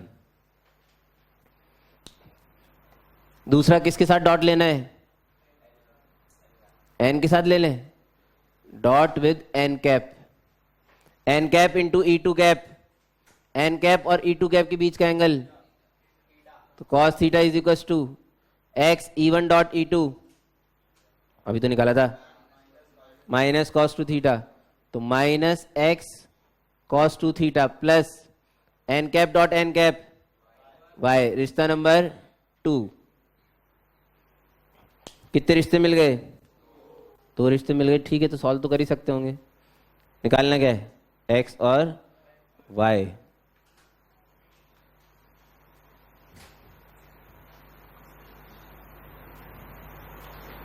है क्या कोई आइडिया? किसको? पहले वाली को? सीरियसली करना ही पड़ती है? करना ही पड़ती ऐसा? करना तो पड़ेगा, या तो इसे cos 2 थीटा से मल्टीप्लाई करना पड़ेगा या इसे cos थीटा से मल्टीप्लाई करना पड़ेगा। तो फर्स्ट वाली को cos 2 थीटा से मल्टीप्लाई कर देते हैं। अब जो भी होगा होगा, अब क्या कर सकते हैं? सूलाड़ा मत गया तो मत गया। तो 1 को cos 2 थीटा से मल्टीप्लाई करके 2 में ऐड कर देते हैं। ठीक है, अब आप लोगों के पास टेक्नोलॉजी नहीं, मेरे पास तो टेक्नोलॉजी है। ये x वाला तो कट जाएगा हैं, और y वाले में आएगा 1 minus cos theta into cos 2 theta. I agree, सुगला आ रहा है, बट अब ठीक है, क्या कर सकते हो भाई, कुछ तो करना ही पड़ती ना, बैठे रहने से तो अच्छा है कुछ तो करो। दूसरी साइड कॉस थीटा तो एज इट इज हैं, और इधर किससे मल्टीप्लाई किया था? कॉस स्क्वायर 2 थीटा से, तो cos theta minus cos square 2 theta. ऐसा छोड़ने को मन कर रहा है भाई सब मेरा तो। इसको तो आगे प्रोसीड करना मतलब अपने पैर पे कुल्हाड़ी मारने वाली बात है। बट ऐसा हुआ क्या? क्यों? क्या हमने कहीं हगाए? E1 और E2 के बीच का एंगल सही था, यहां भी सही लिखा है ना? देखो गधे हो ना, मैं बोल रहा हूँ तुम्हें, तुम गधे हो सबके सब। ये किसके साथ डॉट लिया था बे? एन कैप के साथ। तो E2 और एन के बीच में एंगल कितने हैं? तो प्लस आना चाहिए था, प्लस ही तो है, आगे फूट गई क्या? तो ये प्लस कॉस थीटा है गधों। E1 और एन कैप के बीच का एंगल, तुमने पाई माइनस थीटा ही बोला था, मैंने हक दिया, sorry my mistake. Minus X cos theta आएगा। और इंटरेस्ट ही नहीं लेते लोग, पता नहीं मैं ही क्यों इतना इंटरेस्ट लेता हूँ। तो फिर कॉस थीटा से मल्टीप्लाई होगा। अब सही है, अब मुझे खुश हुआ, इसलिए मैं इतना चिंतित था। किससे मल्टीप्लाई होगा? कॉस थीटा से। तो एक्स एक्स तो कट गए हैं। वाई का बताना, वाई का जल्दी से। Y 1 minus cos square theta, ये तो कुछ होता है अच्छा, साइन स्क्वायर थीटा। अच्छा दूसरा, इधर कॉस थीटा तो आ गया, ये क्या बचा? 1 माइनस कॉस 2 थीटा है। 1 minus cos 2 theta is 2 sine square theta, है ना। और ये साइन स्क्वायर थीटा गॉन, तो y is equals to 2 cos theta. y की वैल्यू आ गई ना 2 कॉस थीटा। अब तो फिर भी दिल थोड़ा सा खुश है, ठीक है। अरे ये हाफ एंगल में खुला 2 साइन स्क्वायर थीटा, ये sine square theta, sign square theta, sign square theta gone, तो y की वैल्यू कितनी आ गई? 2 कॉस थीटा। x आ जाएगा क्या? कहीं भी रख दो, जहां रखना हो, यहीं रख दो चाहो तो। अरे यहीं रख दो। एक्स वाई की value 2 cos theta minus cos theta, cos theta gone, x की वैल्यू आ गई 1। E2 cap, E2 cap, E1 cap plus 2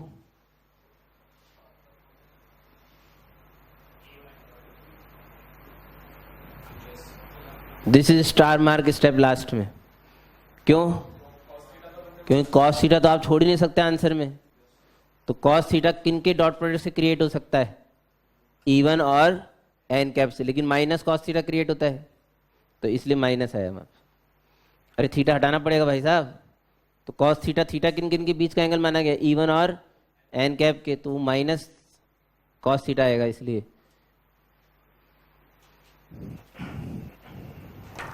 तो आंसर तो E1 और एन के टर्म्स में दिया जा सकता था। तो हम लोग रिफ्लेक्टेड रे के अलोंग भी unit vector theorem in plane का इस्तेमाल करके निकाल तो सकते हैं अगर जरूरत पड़ जाए तो, हैं। नेक्स्ट क्या था? Next question,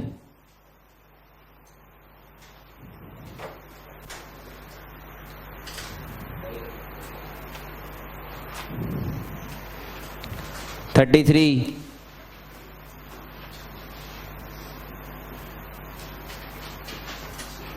very important.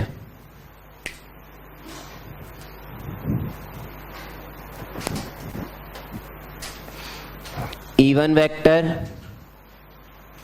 and E2 vector are two unit vectors. E1 vectors and E2 vector, E1 and E2 vector are two unit vectors, and E1 vector और E2 vector के बीच का एंगल 60 डिग्री यानी कि π/3 given है।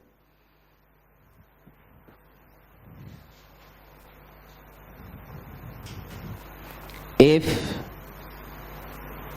angle between V1 vector is equals to 2 tiger E1 vector plus 7 E2 vector and V2 vector E1 vector plus T times E2 vector. If angle between V1 vector and V2 vector, basically E1 और E2 कोई दो vectors थे, कोई भी दो vectors थे, unit vectors, जिनकी terms में दो नए वेक्टर बनाए गए, V1 वेक्टर और V2 वेक्टर, जिनके बीच का एंगल बताया गया है lies in open 90 degree to 180 degree, open 90 degree to 180 degree. Find the range of find range of T. T की रेंज बताइए भाई साहब, करिए जल्दी। बहुत ही सिंपल है, बहुत।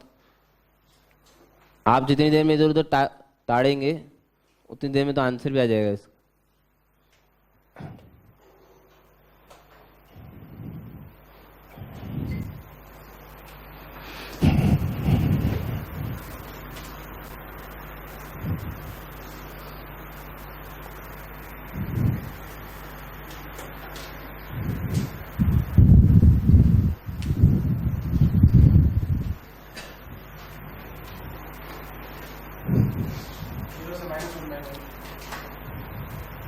गलत है।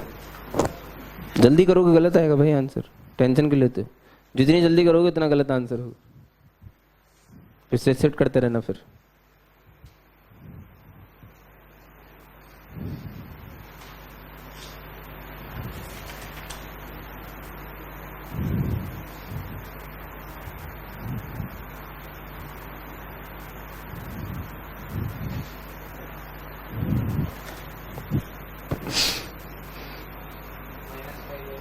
सही है, सही है, करते रहो, रुको मत, हाथ नहीं रुकने चाहिए।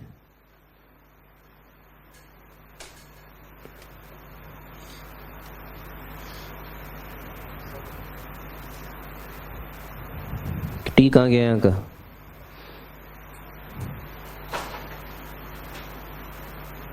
यहाँ 2t स्क्वायर कहाँ से आया था फिर? किसको किससे मल्टीप्लाई कर रहे हो? होश भी है नहीं है तुम्हें? ऐसे कौन मल्टीप्लाई करता है चमकड़ों की तरह? इसको तूने इससे पहले मल्टीप्लाई करा, फिर इसको इससे किया, अच्छा ऐसे, फिर इसको इससे किया, फिर इसको इससे। हाँ तो ठीक है, 70 आएगा यहाँ पे।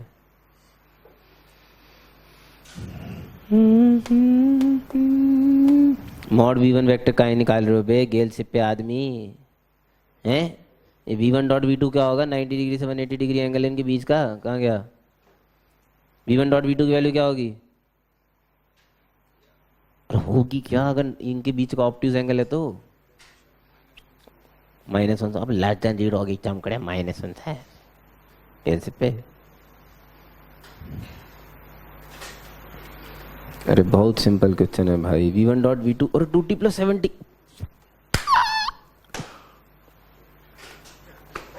अरे म्यूचुअली परपेंडिकुलर थोड़ी है e1 e2, तब होता है वो तो चमकड़े। पूरे लिखने पड़ेंगे 4 टर्म, हौले हौले मल्टीप्लाई करके डॉट प्रोडक्ट। क्या? हाँ हाँ हाँ। अरे तो डॉट ये थोड़ी आएगा, ये देख जैसे ये लिख रहा है ना, चारों टर्म लिखनी पड़ेगी। इस क्या e1 डॉट e2 0 थोड़ी है। हाँ क्वाड्रेटिक बनेगी तभी तो आंसर आएगा भाई। नहीं बन रही गंदी, फैक्टराइज हो रही है। इतनी जल्दी हिम्मत मत आ रहा करो। हाँ भाई क्षमा याचना मचा दिया। अरे फैक्टराइज तो करी से, तेरी तो क्वाड्रेटिक की सुगली बनी है, लेकिन सबकी यही बनी है। 2t square plus 18t plus 7, तो 7 2 जा 14 और बीच में 18। भाई साहब फैक्टराइज नहीं हो रही ना, तो मैंने हक दिया इसका मतलब। इसे कहते हैं हग्गा भाई मास्टर।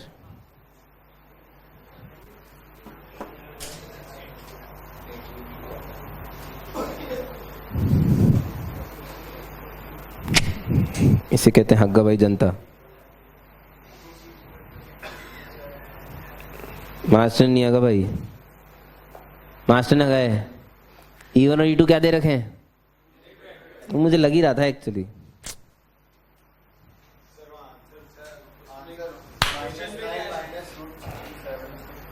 क्वेश्चन चेंज करो। क्वेश्चन क्यों चेंज करें? आंसर सुगलवाड़ा कर लें ऐसा? तो टी की वैल्यू नहीं आएगी ना चंपू, तो तुम्हारे क्वाड्रेटिक बनी हुई फैक्टराइज कहाँ हो रही है? पागल आदमी हो तो सुगले आएंगे फिर।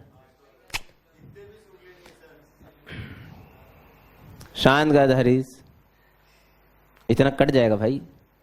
क्या दिक्कत है? तुम्हारे में भी इतनी कोई परेशानी नहीं आने वाली, तुम्हारे सॉल्यूशन में काम हो जाएगा। तुम्हें दोबारा नहीं लिखना क्वेश्चन, सिर्फ मेरे को दोबारा बोलना है, मेहनत मेरी है, तुम्हारी नहीं है। हाँ भाई,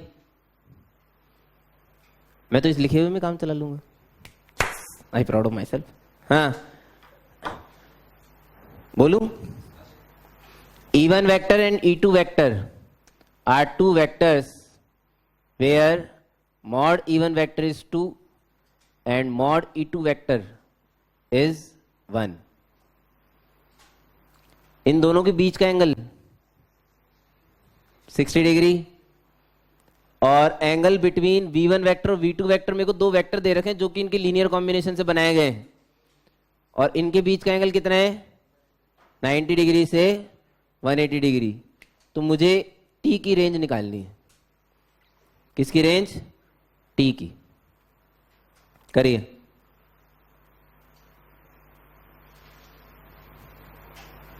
अब तो कर लो, अब तो हो जाएगा।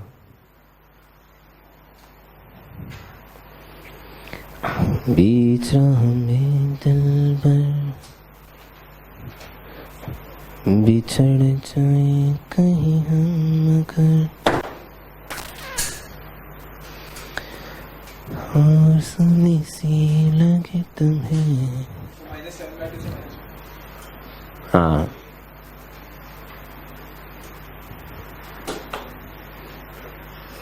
हमारे काबिल दोस्त अमर सिंह जी ने तो पहले भी निकाल दिया था भाई साहब। तो टैलेंट भाई। अब इसे टैलेंट बोलें या विश्वास बोलें, इसमें अभी जंग छिड़ी हुई है।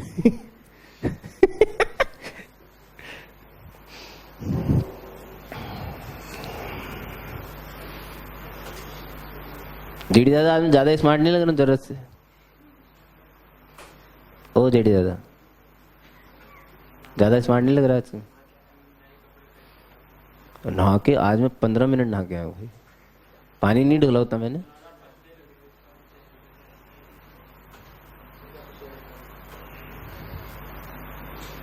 ये रानी साहिब लास्ट क्लास में फिर से तुम गायब थी ना? ओह, तो तुम्हें बह जाने का डर रहता है क्या? हाँ तो विज्ञान नगर डूबा तो तू, तेरे को क्या दिक्कत थी? तू विज्ञान नगर के भी उधर रहता है?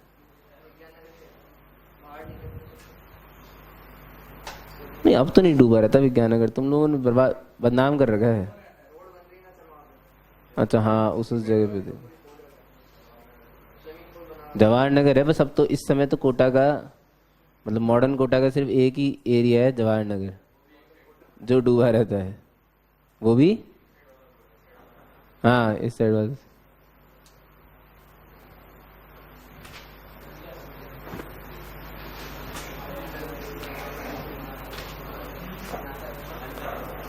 हाँ भाई डन। -7/2 to -1 to -7/2। ठीक है यार, हैं? कब? -7/2 to -1 मैं सही बोल रहा था पहले? गधेड़ा नहीं करके साला उल्टा करवा दी। ठीक है, बट्टा तो इधर उधर किसका ना चलता है इतना। -7 to -1/2। एनी महिला? देखो भाई, इसमें कुछ ही नहीं है, कोई बहुत बड़ा क्वेश्चन नहीं है। V1 और V2 कोई दो वेक्टर दिए गए थे, इनका डॉट प्रोडक्ट जो है वो कैसा होना चाहिए? <0, क्योंकि इनके बीच का एंगल ऑब्ट्यूज है। ओ सॉरी, शुड बी <0। बस इसमें यह है कि जब इनका डॉट प्रोडक्ट लिया जाएगा तो इनमें चारों टर्म लिखी जाएगी, क्योंकि E1 और E2 म्यूचुअली परपेंडिकुलर थोड़ी दी गई है। तो इनके dot product this dot this 2t E1 dot E1 4 plus this into this 2t square E1 dot E2। तो E1 E2 2 1 इंटू कॉस 60 यानी कि हाफ, प्लस समझ में आ रहा है? फिर दिस इंटू दिस, तो 7 times E2 E1 2 into 1 into cos 60 यानी कि half, plus this into this 70, E2 dot E2 1 should be less than 0। अब इन्हें मिला मिलू लो भाई साहब, ये गया ये गया ये गया ये गया, 2t square plus 15t plus plus 7 पक्का लेस देन 0, सही है। तो 2 7 जा 14, 14 1 जा 14, फैक्टर हो गए। क्या हो गए factor? 2t plus 1 into t plus 7 less than 0। Critical points -12 और -7, तो -7 से -12। फिर हम क्वेश्चन सॉल्व करके सीना चौड़ा करके बाहर आ गए। आदत है ना, एक आध दो क्वेश्चन ही तो सॉल्व होते हैं, एक क्वेश्चन सॉल्व होते ही सीना चौड़ा हो जाता है। हक दिया भाई।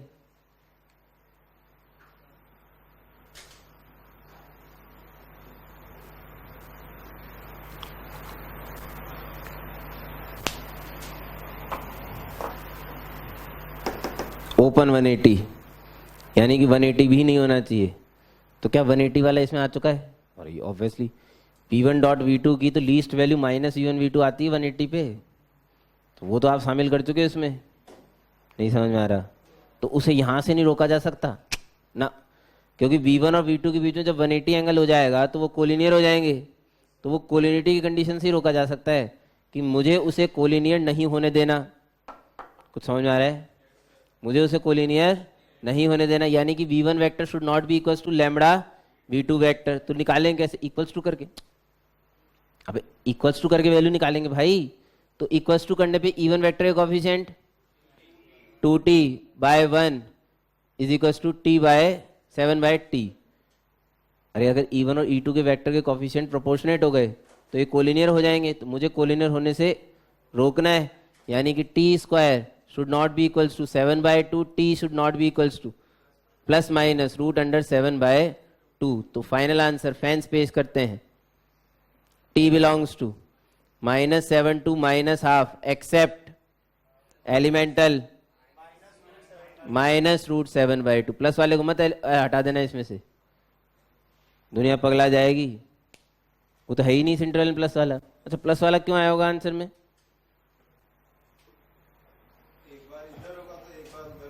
अरे 0 डिग्री के करस्पॉन्डिंग, इधर उधर क्या करते हो चंपुड़? नहीं तो क्यों क्यों इधर उधर? 0 डिग्री करस्पॉन्डिंग आया प्लस वाला, हद हो गई। देखूं क्यों? रास्ता थोड़ी पूछ रहा हूं तो देखूं।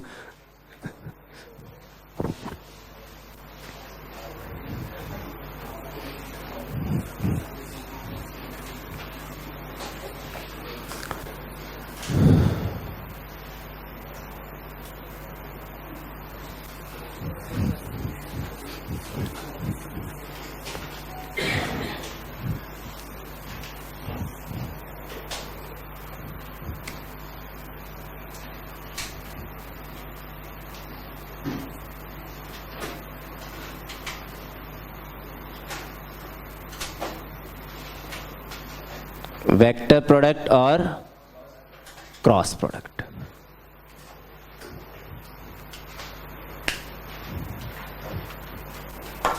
अगर कोई हमसे पूछता है why scalar product is scalar and why vector product is vector, तो आंसर बहुत सिंपल है।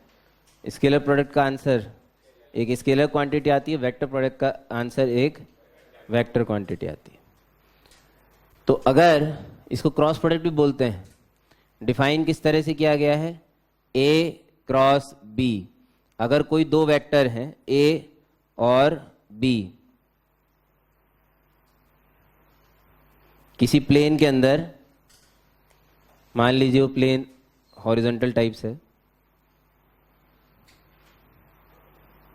इस हॉरिजॉन्टल प्लेन में अगर कोई दो वेक्टर्स हैं ए वेक्टर और बी वेक्टर पड़े हैं, जिनके बीच का एंगल अगर थीटा दिया है, तो A vector cross B vector define किया गया है mod A vector into mod B vector into sine theta into N cap. सही है? ये एन कैप कैसे निकाला जाता है? ये वही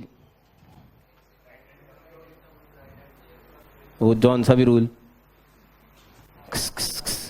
एक ही डायरेक्शन में ऐसे उंगलियां फैला के बी की तरफ अगर घुमाओ तो अंगूठा जो है वो ए क्रॉस ऊपर नहीं आ जाता, गेल शिप में ए क्रॉस बी की डायरेक्शन में आता, ऊपर आ जाता। तो ए क्रॉस बी की जो डायरेक्शन है वो यहाँ पे इस प्लेन के ऊपर की तरफ निकली, उसकी डायरेक्शन में एन कैप क्या है? Unit vector. So basically N cap is a unit vector perpendicular, in short क्या बोल सकता हूं मैं, N cap is a unit vector perpendicular to the plane containing A vector and B vector. कोई भी दो वेक्टर अगर कोलिनियर नहीं है तो वो एक प्लेन तो डेफिनेटली बनाएंगे ही बनाएंगे। वो कोलिनियर होते हैं जब तो फिर वो क्या लाइन में ही सिमट जाती है बात। अगर दो नॉन कोलिनियर वेक्टर्स हैं तो वो डेफिनेटली एक प्लेन को फॉर्म करेंगे।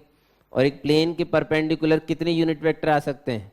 दो। ये चर्चा हम पहले कर चुके हैं, एक ऊपर की तरफ और एक नीचे की तरफ। इस समय एन कैप की डायरेक्शन, इस समय एन कैप की direction according to the right hand.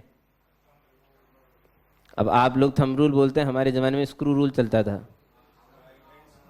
Screw rule, screw screw skew नहीं, गेल से प्याओ स्क्रू। यहां पे एक स्क्रू रख के ए से बी की तरफ घुमाएंगे तो वो स्क्रू ऊपर की तरफ आएगा। यार हमारे था, हम लोग मेहनती थे ना। आजकल तो तुम लोग तो मेहनती नहीं हो, इसलिए तुम ऐसे फिर वो ऐसे के चक्कर में वो ऐसे कभी हाथ ऐसे कर लेते हैं, फिर ऐसे हम स्क्रू घुमाते हैं तो हमसे कभी गलती नहीं होती। हमें पता है screw left hand side anticlockwise घुमाओगे तो बाहर आएगा, और स्क्रू को अगर क्लॉकवाइज घुमाओगे तो कसेगा अंदर। हमने कसे है ना स्क्रू, तुमने कभी कसे ही नहीं, तो क्या कर सकता कोई आदमी।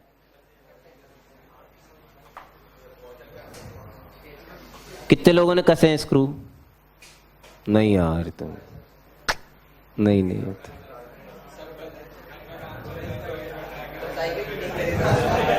ये महिला शक्ति एक भी नहीं। अच्छा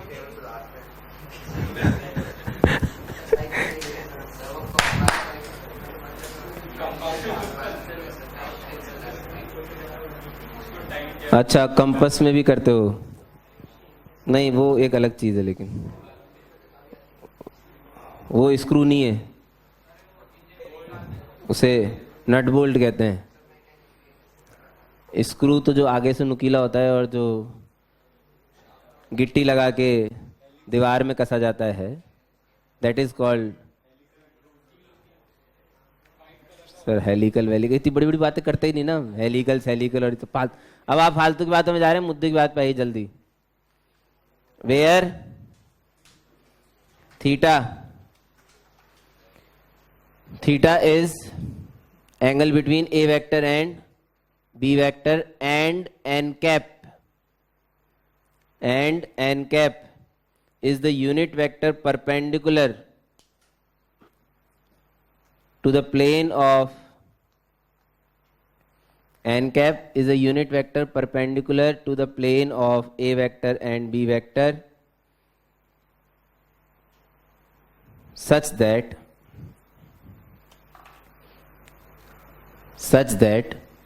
a vector,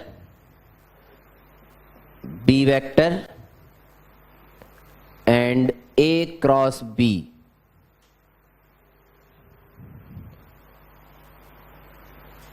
form a right-handed screw। और तुम लोगों की खुशी के लिए थंब रूल। मुझे थंब नहीं आता, मैं थंब से नहीं निकालता हूं, मैं स्क्रू से निकालता हूँ। आपकी इच्छा है, देखो कोई जोर जबरदस्ती नहीं है और कोई मेरे पे जोर जबरदस्ती नहीं आजमाएगा। अंगूठा घुमा, और कई जगह बहुत अब अजीब सी पोजीशन हो जाती है भाई, ऐसे और फिर ऐसे, और फिर वो नीचे करना पड़े तो वो हाथों को ऐसे करते रहते हैं। तो इतना दिमाग नहीं लगाते कि ऐसे करके ऐसे घुमा लो, और ऐसे ये तो फैला लिया और फिर ऐसे, अब वो घूम ही नहीं रहा तो कैसे घूमे गुलाब चंद। इसलिए हम स्क्रू घुमाते हैं, बेस्ट है, टंटा ही नहीं रहता। अरे हो जाता है कभी कभी, महिलाएं करती हुई देखती है मेरे को ऐसे, वो मैग्नेटिक फील्ड में ऐसे हैं, दिस क्रॉस दिस निकालना है, अब ऐसे फैला लिया गेल चिपों की तरह, अब वो घूमे क्या कद्दू। ऐसे फैला लेते, इतनी बुद्धि कहाँ है? इतनी बुद्धि नहीं है ना, उसी की तो कमी है, फिर वो डायरेक्शन ही नहीं आती, फिर मास्टर गाली देते हैं, साले उसकी तो आ जाती है हमारी नहीं आती। क्या कर सकते हैं हम।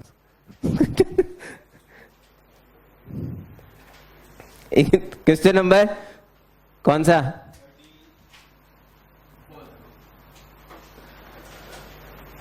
Question number 34। Right the equation of line, write the equation of line passing through a fixed point a vector, passing through a fixed point a vector and perpendicular to the lines, and perpendicular to the lines L1 is equals to b vector plus lambda p vector and L2 r vector is equals to c vector plus mu times q vector.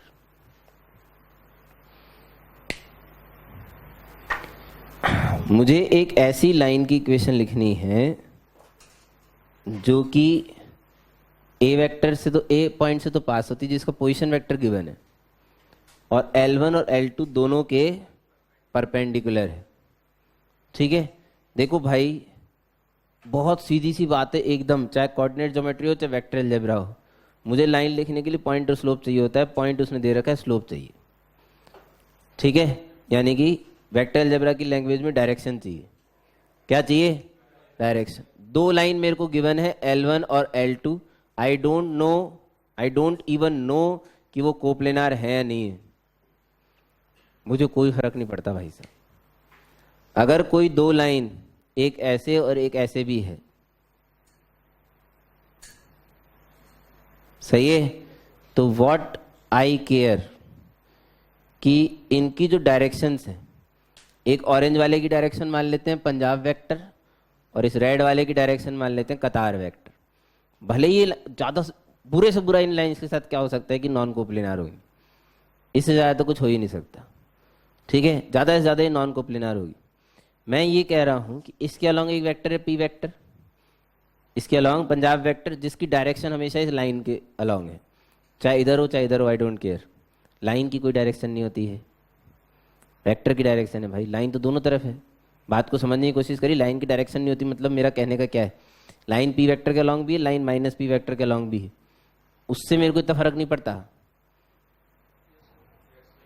जैसे ये एक दूसरी line है, ये कतार vector के along है, तो ये कतार वेक्टर के अलॉन्ग भी है, माइनस कतार वेक्टर के अलॉन्ग भी है, उससे इतनी वो बड़ी बात नहीं है। मुद्दे की बात, इस कतार वेक्टर और इस पंजाब वेक्टर को, वेक्टर तो वेक्टर ही है ना भाई, इन पंजाब वेक्टर और कतार वेक्टर को तो लाके मिलाया जा सकता है। लाइनें भले ही दूर दूर हो, आई डोंट केयर, इन्हें तो मिलाया जा सकता है।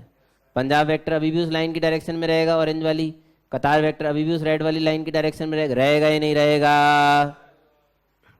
अगर मैं इनके परपेंडिकुलर एक वेक्टर निकाल लेता हूं, किन्हीं भी दो दिए गए वेक्टर्स के परपेंडिकुलर वेक्टर निकालने का सबसे कारगर और शानदार तरीका, डीबीबी नंबर 2 का हम एक क्वेश्चन भी सॉल्व कर रहे हैं इसी के साथ साथ, जिसमें एक वेक्टर i प्लस जे और एक वेक्टर i माइनस जे था और एक एन कैप मुझे निकालना था जो कि दोनों के परपेंडिकुलर था, जो कि मैं क्रॉस प्रोडक्ट से भी निकाल सकता हूं, जो कि मैं क्रॉस प्रोडक्ट से भी निकाल सकता हूं। तो सर वो क्वेश्चन पहले क्यों दिया? अरे बिना क्रॉस के करने के लिए, कर तो बिना क्रॉस के भी सकते हैं। क्रॉस क्या है? एक स्टैंडर्ड तरीका हो गया। मुझे कभी भी कोई दो वेक्टर्स के परपेंडिकुलर अगर मुझे वेक्टर बनाना है तो मैं इन दोनों को क्रॉस कर देता हूँ। P cross Q will always be the perpendicular of these both two vectors, इन दोनों वेक्टर्स के परपेंडिकुलर होगा। सही है, थोड़ी देर के लिए मैं पी और क्यू को यहाँ लाया तो वापस पीछे ले जाता हूँ। ये ब्लैक वेक्टर एक बात की इंश्योरिटी है, किस बात की? कि वो इस ऑरेंज के भी परपेंडिकुलर और इस रेड के भी परपेंडिकुलर है, क्योंकि मैं इनके क्रॉस से लाया हूँ, मैं इनके क्रॉस से लाया। अगर ये इस ऑरेंज वाले वेक्टर के परपेंडिकुलर है तो इस ऑरेंज लाइन के, ऑरेंज से जो पास हो रही थी लाइन, उसकी परपेंडिकुलर होगा यार। अल्टीमेटली तो डायरेक्शन ही गेम खेलती है ना भाई। इस वाले की डायरेक्शन पी वेक्टर है, ये इसके परपेंडिकुलर है, तो ये उस लाइन की भी परपेंडिकुलर है। सेम बात, ये किसके पैरेलल है? क्यू वेक्टर के। सही है, ये क्यू वेक्टर के परपेंडिकुलर है तो इस लाइन की भी परपेंडिकुलर होगा यार, लाइन इसी की तो पैरेलल है। क्लियर है? तो ये ब्लैक वाली मेरी लाइन की डायरेक्शन, तो मेरी लाइन की डायरेक्शन क्या है इस हिसाब से, P vector cross Q vector. अगर ये पी वेक्टर क्यू वेक्टर के अलोंग है और ये पी वेक्टर के अलोंग है, मुझे नहीं पता ये कहाँ जा रहे हैं, कहीं भी जा रहे हो, ये लाइन कहीं भी जा रही हो, कोप्लेनार हो चाहे ना हो, सही है, मेरी लाइन जो मेरे को चाहिए उसकी डायरेक्शन क्या आएगी भाई, ए वेक्टर से तो वो पास हो रही है, plus delta times P cross Q. अब इसमें पी क्रॉस क्यू भी आ गया, माइनस पी क्रॉस क्यू भी आ गया, वो तो डेल्टा की चिंता है ना, हमारी टेंशन थोड़ी है वो। लाइन के केस में ये थोड़ा सा ध्यान देने वाली बात है कि लाइन की डायरेक्शन पी वेक्टर की भी होती है और माइनस पी वेक्टर, एक ही लाइन होती है, वो लाइन थोड़ी बदल जाएगी पी वेक्टर और माइनस पी वेक्टर के अलोंग।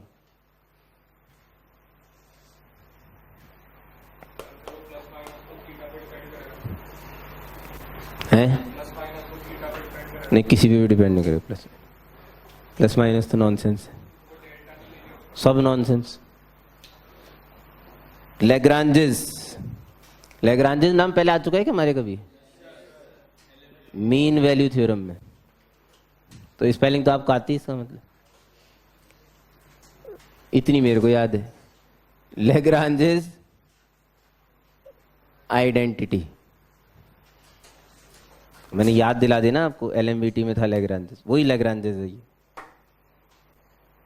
इन्होंने वेक्टर की दुनिया में भी, मैं टीप टीप के लिख रहा हूँ भाई, देखो पहले बता रहा हूँ, इसलिए दूसरे कलर से लिख रहा हूँ, हगने की बिल्कुल मेरी जिम्मेदारी नहीं है।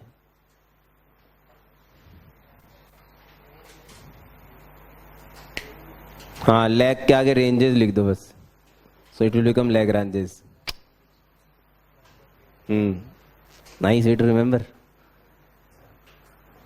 पैर का परिसर, तुमने नहीं समझा, शुद्ध हिंदी थी ये, लैग बोले तो पैर, रेंज बोले तो परिसर, पैर का परिसर, ये वो वाला लैग थोड़ी है, पीछे वाला पैग है, गिल से पे। लैग्रांजेस आइडेंटिटी,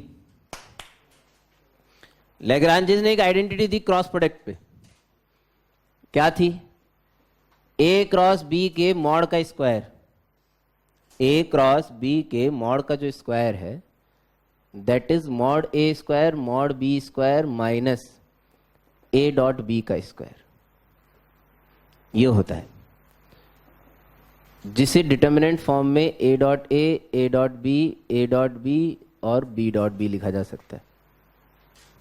एक ही बात है ना, दिस इंटू दिस ये रहा माइनस दिस इंटू दिस ये रहा। अरे याद रखना आसान है, देखो ऐसे, मैं कैसे याद रखता हूँ, ए बी लिख लो, पहली रो को ए के साथ डॉट ले लो, दूसरी रो को बी के साथ डॉट ले लो, सिंपल। ठीक है, लोगों ने पूछा प्रूफ प्रूफ प्रूफ, तो हमने दो कौड़ी का प्रूफ है भाई साहब। ए क्रॉस बी क्या होता है, LHS, A B sine theta, N cap भी आता है, लेकिन हमें तो मॉड लेना है, तो एन कैप का मॉड कितना हुआ 1, तो ए बी साइन थीटा, इसका वो आया, इसका स्क्वायर करना था, तो स्क्वायर करना था तो साइन स्क्वायर थीटा को 1 माइनस कॉस स्क्वायर थीटा लिख सकते हैं, तो A square B square minus A square B square cos square theta, तो ए बी कॉस थीटा को क्या लिख सकते हैं, ए डॉट बी, हैंड्स फ्रू, खत्म। अरे ये तो पहले से ही होपोड है, पता नहीं अपना नाम दे के आइडेंटिटी और बना देते, लेग्रांजेस आइडेंटिटी भाई, ये तो पैदा होने की अपॉर्चुनिटी भाई साहब, और नहीं तो क्या, वो पहले हो गए इसलिए उनके नाम से। नहीं, खुश होने की बात नहीं, अपने नाम से तो कभी नहीं आता, अपन थोड़ी करते, को इतनी मेहनती हैं क्या अपन, सोचो तो करो। हाँ क्या चल रहा था, 35, क्वेश्चन नंबर 35 जल्दी। For any vector A vector a1i plus a2j plus a3k, find summation A vector cross I cap के मॉड का स्क्वायर। फाइंड समेशन ए वेक्टर क्रॉस आई कैप के मॉड का स्क्वायर। कितनी टर्म्स हो गई टोटल? 3। एक ए क्रॉस आई, एक ए क्रॉस जे और एक ए क्रॉस के। परफेक्ट।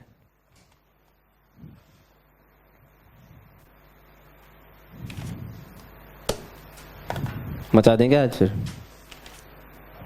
क्लास थोड़ी आज किसी की।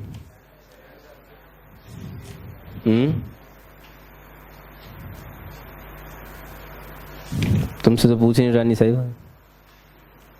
पूछ कौन रहा है तुमसे? अपने को तो राइट से नहीं बोलने बेटा। We are free birds.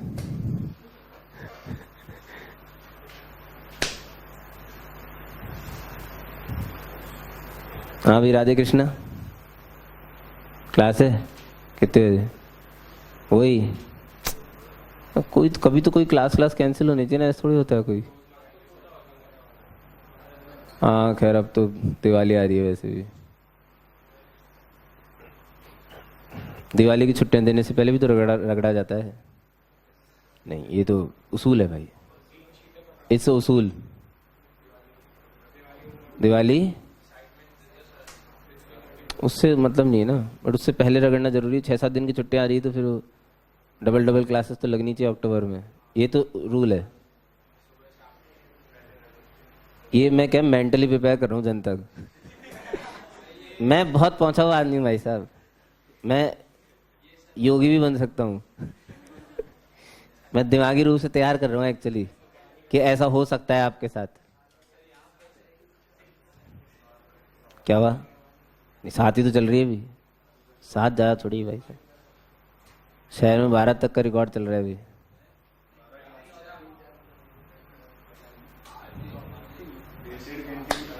तीन टॉपिक चल रहे हैं। हालांकि वो गलत है, ऐसा नहीं होना चाहिए। I am totally against this. वक्त की डिमांड नहीं, अपन नहीं करेंगे ऐसा, परेशान मत। Will not do this. We have time after January also.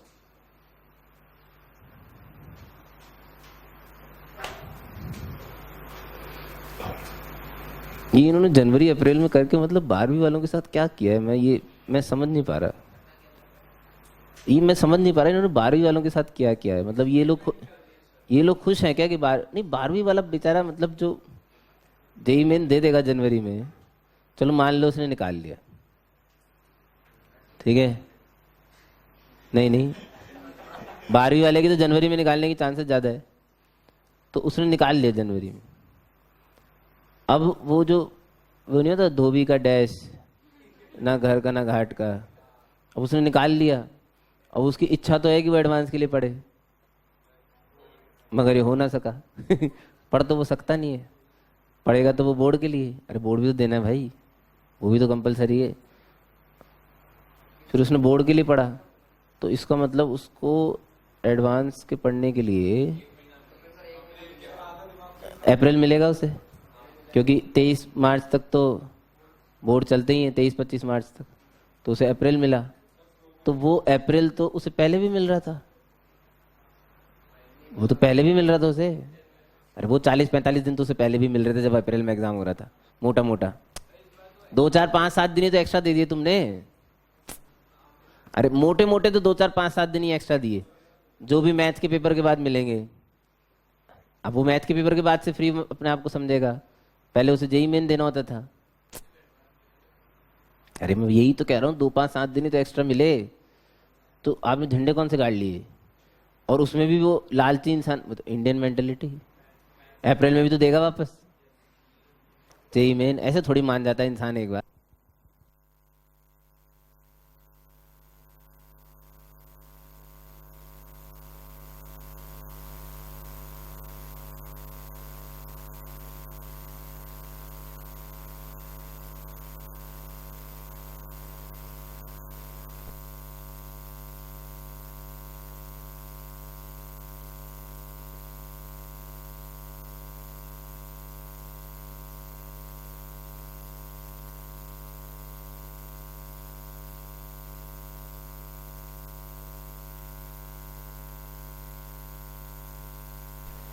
तो कंपलसरी है। बोर्ड के बाद सीधा एडवांस का फ्लो भी पढ़ना पाया, कुछ टाइम तो लगेगा। हाँ वो तो हैंगओवर रहता है बोर्ड का थोड़े दिन।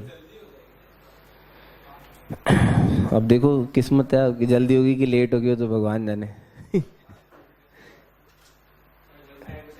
जल्दी हो गई तब तो फायदे में रहोगे, तब तो बढ़िया रहेगा। मतलब 13th वाले तो एक्चुअली क्या है कि जनवरी के पेपर के बाद से एडवांस की तैयारी कर सकते हैं। अरे मैं तो अपने पॉइंट ऑफ व्यू से सोच रहा हूँ भाई, हम जो जनवरी में 80 दिन का एडवांस का कोर्स अनाउंस करेंगे उसमें 12th वाले तो आ नहीं सकते, तो मार्केट ही बहुत छोटा हो, तो फिर स्टार्ट ही क्यों करें हम? क्या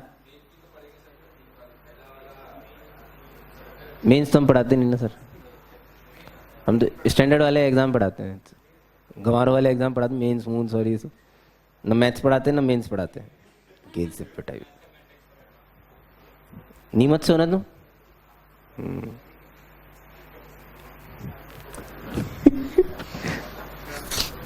हाँ भाई,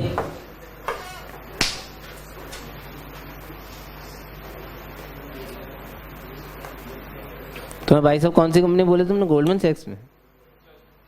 अच्छा फ्यूचर्स फर्स्ट में, हाँ। हैदराबाद ऑफिस, बैंगलोर, जयपुर आ गया क्या? कब?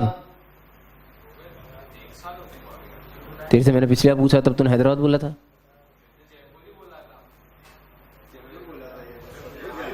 सही में यार, ये तो हद हो गई यार। मतलब यहाँ पे आया था फिर?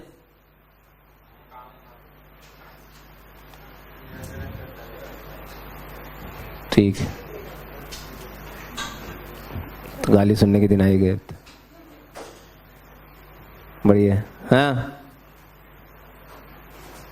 क्या चल रहा था भैया? कोई क्वेश्चन दे रखा है क्या? क्या हुआ answer? 2 times a1 square plus a2 square plus a3 square. हाँ भाई देवीज, नहीं करूंगी बोले ना? क्या है ये? किया तूने?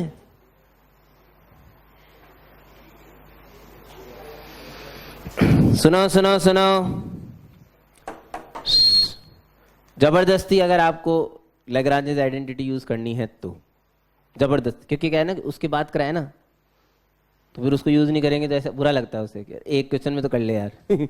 हालांकि इसका कोई बहुत भारी भरकम यूज ऐसा होता नहीं है, मतलब ठीक है, कभी कभार क्वेश्चन ऐसे बन जाते हैं। सुनो, ए क्रॉस बी के मॉड का स्क्वायर लिख सकता था इस तरीके से, तो ए क्रॉस आई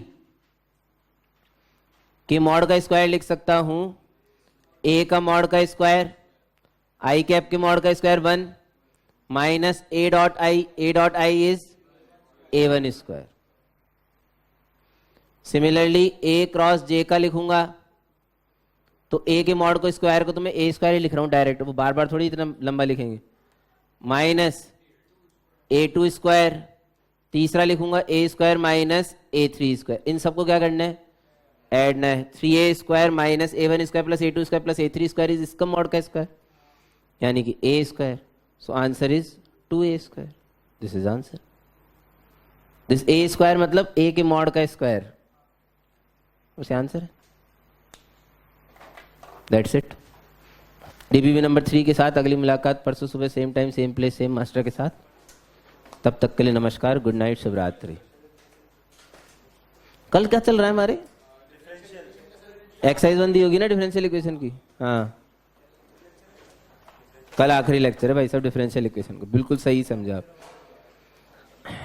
कल हर एस्पेक्ट में